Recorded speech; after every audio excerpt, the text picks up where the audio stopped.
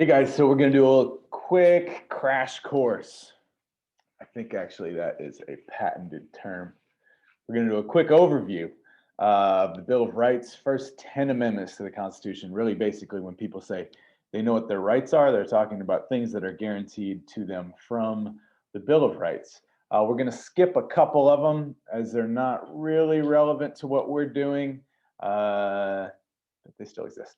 So, First Amendment is just kind of personal freedoms, right? The idea of freedom of religion. Now, this means a couple things. It means the government can't impose a state religion, and it also can't restrict any religion. Now, there are definitely some things that when you talk about restricting religion, that it comes into conflict with other existing laws. So, like in the United States, there's a law against polygamy, that is having multiple wives. But that is the core tenet, or certainly was about 100 and some years ago, of certain religions. So you run into this conflict between constitutional guarantees of religion and the principles of religion. In most cases, actually, the religion wins out, and they kind of come up with guidelines to contain that to a certain area. But you consistently see these types of clashes between religious freedom and um, other government laws. So well, there's that. And then we have freedom of speech. Now, freedom of speech and freedom of press, we're going to kind of wrap up into one idea. That is the idea. Now, remember, when we talk about freedom of speech, we're discussing really the idea of not popular speech, right? There's no reason to guarantee people the ability to say things that everybody agrees with. What's difficult about it is freedom of speech is supposed to protect things that are potentially divisive, things that actually cause disagreements, criticism of the government, regardless of who's in control. And these are protected. The idea of being able to speak out against the government. Now, it gets tricky, especially, recently, when people are speaking out against the government or speaking out against a certain idea, and then actually doing it with falsehoods. And so that actually is not protected. You can't just say whatever you want if it's not rooted in the truth. Actually, it could become something called libel, where if you say something that is false, and can prohibit somebody from making money, then you've committed a crime at that point. Um, the press really is probably more held accountable to that than just private citizens. And also something I want you to consider is social media. Everybody, so this is the idea of everybody has an opinion, everybody has a platform now. Should it just be a free for all? Because we've seen that when you have a free for all on social media, that everybody can say whatever they want, certain things take root, and those things aren't necessarily buried in fact. That those things could be based on opinion and then gets retweeted or reposted and then somehow gains legitimacy the more people view it, even though it started off as a lie. So, and this is something for you to consider, should the social media didn't exist during the time of this amendment, should this be more closely monitored by the government, and what problems might that pose, right? And then also you have the freedom to peaceably assemble. That is, this here is both freedom of speech and peaceably assemble. That is a group of people that are not violent, that are protesting. Now you might look at like the protests in downtown Portland over the summer. There were multiple protests going on, and for the most part, the ones that were deemed peaceful. There's another tricky one: is it is up to the government as to whether or not these are peaceful protests or peaceably assembling. Um, and if one person in that crowd does something, breaks a window, something unpeaceful, then the whole thing could be shut down. And again, that's kind of there's a lot of gray area around what that means. And then petition the government just means interact with the government in a way other than elections. You can, implore the government through written petitions, through hired lobbyists, different ways to try to convince the government to do things in ways other than just voting. Okay, guns, Second Amendment. The Second Amendment gives us basically the right to own firearms and also join a militia. So the big question here is there obviously has to be a limit on something like this. I think the rational, the way to look at this would be obviously, not anybody can't just have a tank or, a missile launcher, right? So where is that line? It has to be somewhere.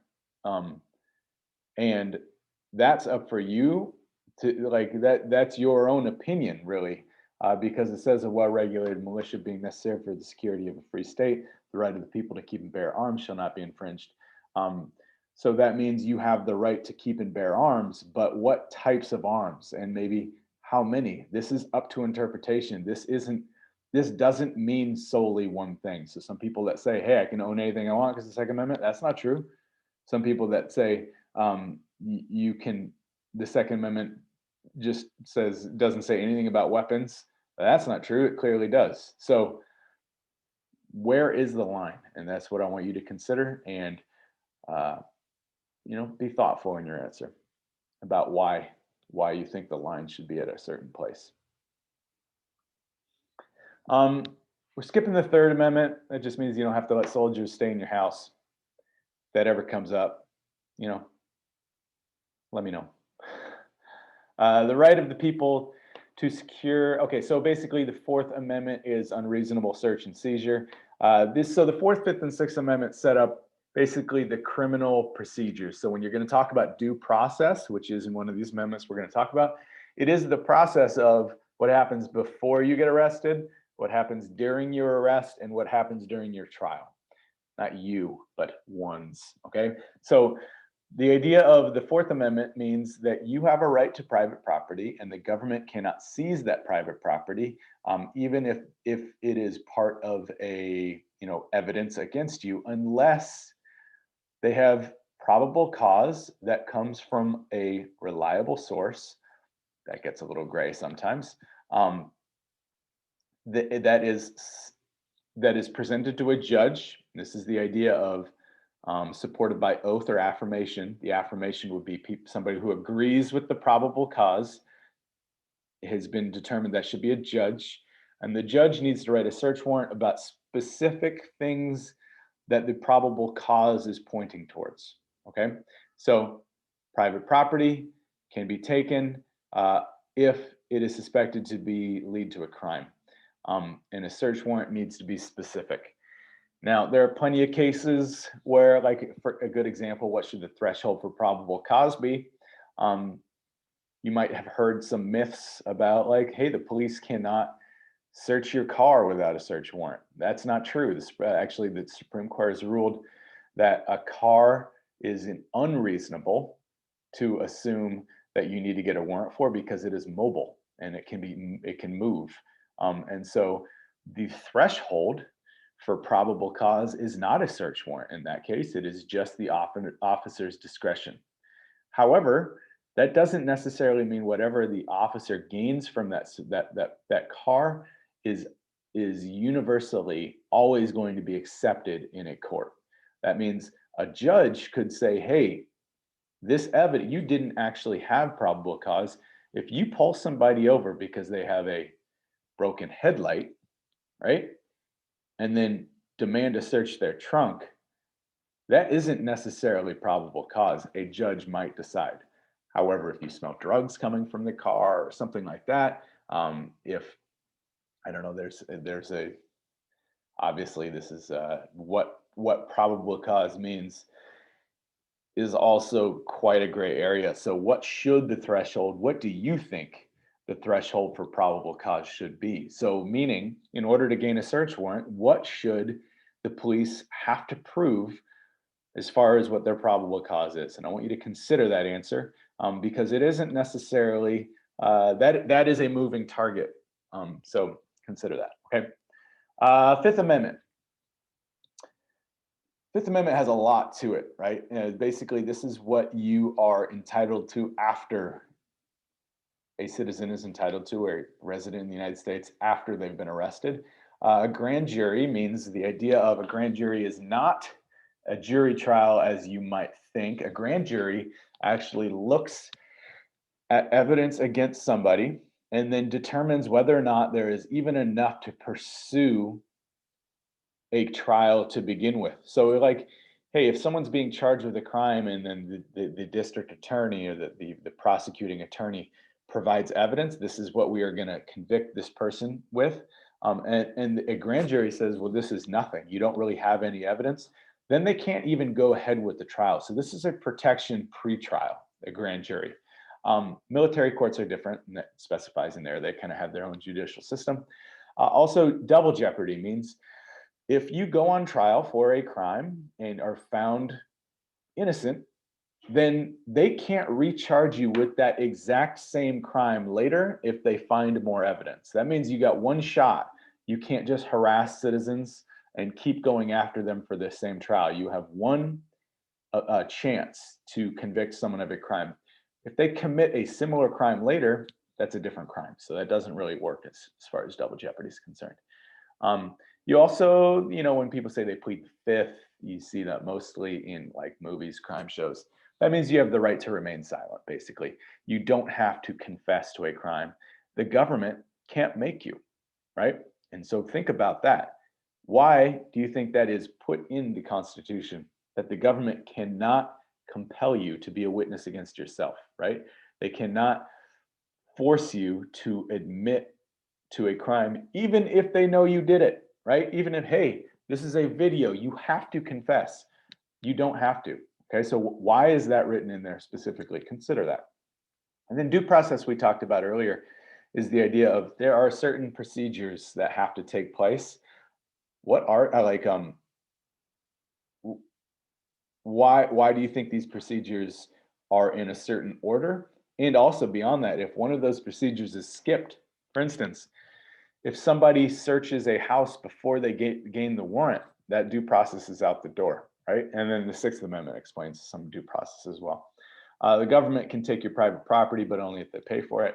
It's called eminent domain. So like if you have a house where they want to build a road, sorry, they'll pay you for your house, probably not what you want, but they're going to build the road, and that's built in there. So they can take private property. That's not a search warrant issue. That is eminent domain. Your private property is going to benefit the public. Okay, Sixth Amendment, a speedy and public trial, meaning you can't arrest you, hold you in a jail cell for a year before your trial.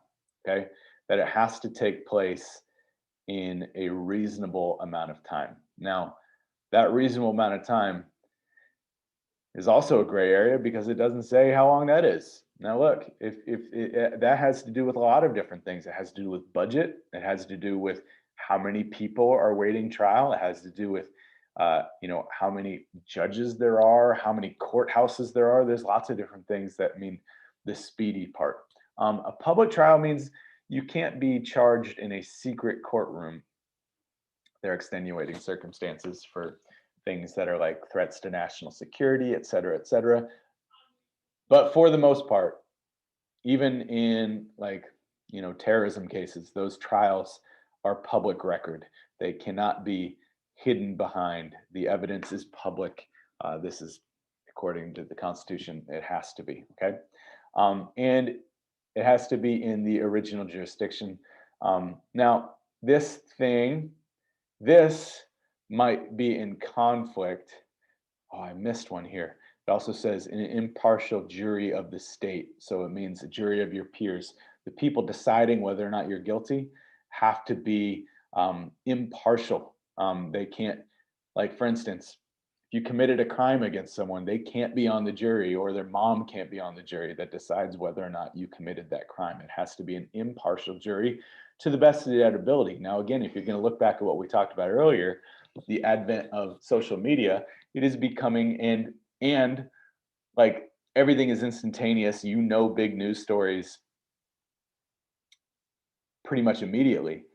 It's becoming for a lot of cases increasingly difficult to have an impartial jury that doesn't have some sort of bias to begin with. Um, there's a lot to unpack with that. So you also can't just be put on trial, must be aware of these charges. You can't just be put on trial and not be told what it's about. You have to be given enough time to mount your own defense. And this is the allowed to create a defense. Now, this actually the idea of you have a right to an attorney. If you can't pay 411 will be supplied for you. That hasn't always been the case. Now, why should the government pay for attorneys for not just suspected criminals, but repeat criminals, the people who repeatedly plead guilty? What's weird about this is those people, those attorneys are paid for taxpayer dollars. So why? Why is this? Why has our government, and this isn't necessarily an issue that divides people along political lines, right? This isn't something that conservatives disagree with and liberals agree with. For the most part, we've accepted this as part of our legal system. Why have we universally accepted that we are going to pay for attorneys for people who can't afford them? I want you to consider that, okay? And Seventh Amendment, this just brings in the idea of civil suits. So a civil suit is when you're not necessarily convicted of a crime, but you're convicted of wronging another citizen, or not convicted. You're accused of wronging another citizen. So let's say my neighbor chops a tree down in my yard and it falls on my house. I want my neighbor to pay for my house at that point because he did it, right? So that's not necessarily a crime, right? But I want some money, and it says $20 shall not exceed $20. You get a jury trial. That money has that whatever that dollar amount has built up. And for the most part, these whole jury trials and these things, these are not the norm. 90+% of criminal and civil trials do not go to a jury trial. They are either arbitrated out, meaning they're settled beforehand, or there's a plea bargain where somebody pleads guilty to a less serious crime. There's a lot there as well. The existence of this plea bargain system in our country, it puts people in a difficult situation. Let's imagine you're innocent of a crime and you're facing possible 20 years in prison, or if you plead guilty to a lesser crime, 2 years in prison. You're like, I don't want to go to prison at all, but do you want to gamble on the 20 years? Or do you want to plead guilty to the lesser crime for the 2 years? Now, what happens is that means it frees up the court system, like we were talking about earlier, where you don't have to go through the whole trial process. You just plead guilty and a judge sentences you. You don't get a jury trial. But you're not running the risk of a longer sentence. That is something that is a kind of inherent, just kind of a flaw in our system. But I don't know if anybody's really proposed any realistic fixes to that. Next one, Eighth Amendment. Excessive bail shall not be required. Excessive fines imposed, cruel and unusual punishments inflicted. Basically, that means the penalty cannot outweigh the crime. If you are convicted of stealing a Snickers bar, you can't have $1 million fine imposed on you. You can't go to jail for 10 years for that. Now, there are sentencing guidelines that judges look at for different crimes. Now, the stickiest point with this is the idea of the death penalty. Some states don't allow it. The federal government, as of 1976, actually has opened it up and said, sure, that's up to states to decide. And some people think that the death penalty is cruel and unusual punishment, right? That some people say the government's job is not to punish, it is to either rehabilitate citizens or protect the rest of us. And the death penalty is purely a punitive piece, meaning it only serves the purpose of revenge.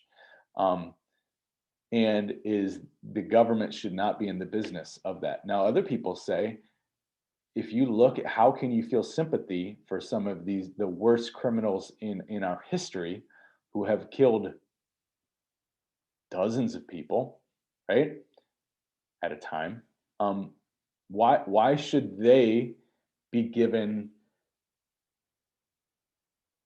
rights that they've taken from other people? And so this is very this is also a very difficult one for me. It comes down to one kind of fundamental question: is what should the role of the government be in this? Should it have like emotion, or should it just be a institutional decision? Should it be to rehabilitate and protect the rest of the citizens, or should it really weigh the crime that had taken place? Now that's up to you, and I'm curious about your interpretation. Okay, so again, here's some notes for you to take in that piece, and then also some explanation of those analysis questions. Look forward to reading your answers and talking to you about it. Okay, have a great day.